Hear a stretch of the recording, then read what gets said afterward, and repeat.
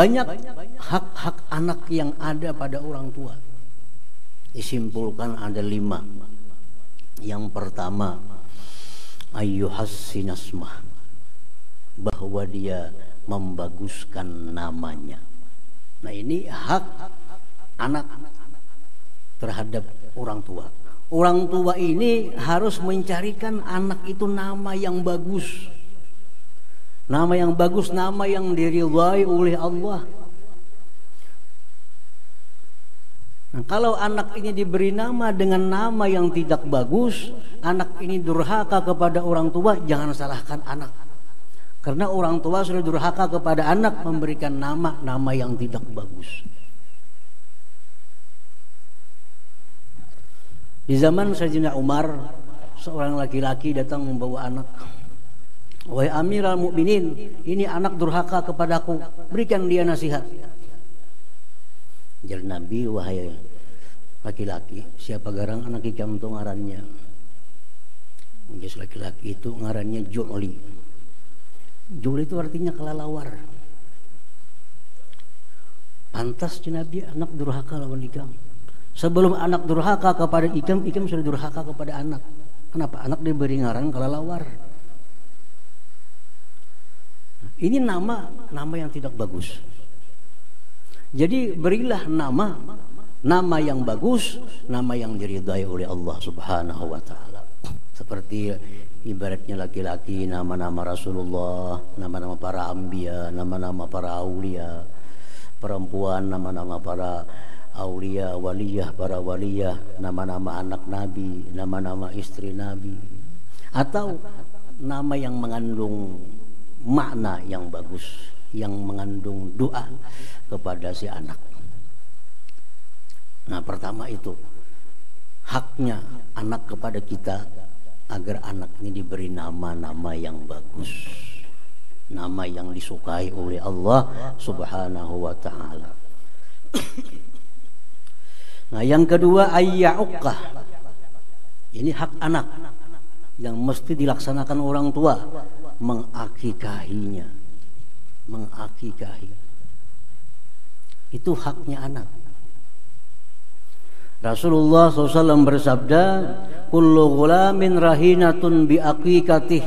Anak itu, ujar Nabi kita, tergadai dengan akikahnya.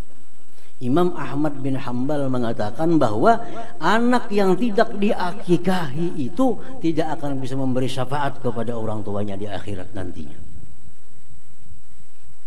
Anak yang tidak diakikahi itu rahina, tergadai. Artinya kada bisa memberi syafaat kepada orang tuanya di akhirat nantinya.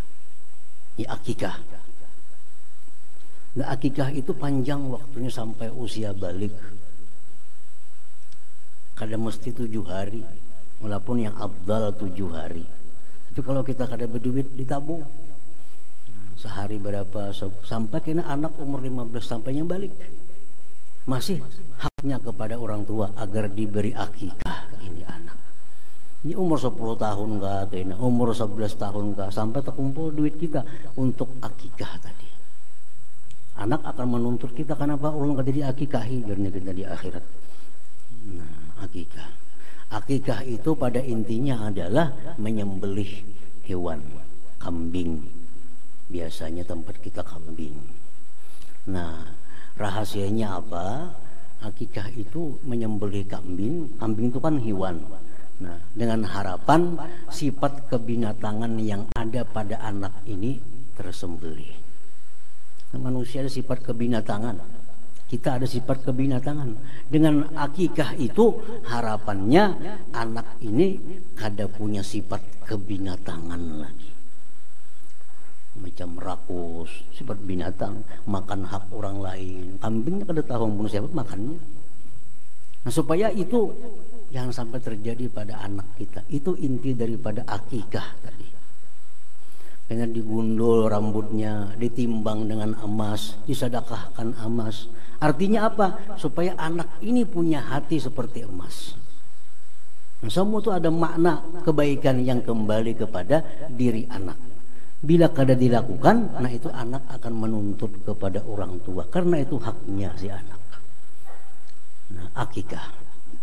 Yang ketiga, ayu adibah, mendidiknya, memberi pelajaran. Anak yang tidak dididik dengan pendidikan agama sehingga jadi anak yang jahat, anak yang fasik, di akhiratnya kada hakun masuk neraka. Kada hakun masuk neraka. Sebelum mencari abah, mana abahku dirnya? Di malaikat abaikan tuh di lawang surga sudah masuk. Jangan masuk surga abah, iringi ke neraka. Kenapa? Karena ulun jadi ahli maksiat karena diberi pendidikan agama. Ini haknya anak. Dilajari cara wudu, cara sembahyang, cara berjual beli. Ini haknya anak. Nah, orang tua punya kewajiban untuk mendidik anak kepada yang demikian itu. Kalau kada dididik, anak ini kena jadi ahli maksiat, dia akan menyirit orang tua masuk ke dalam api neraka bersama-sama si anak itu. Yang keempat, ayyum fiqah, memberikan nafkah.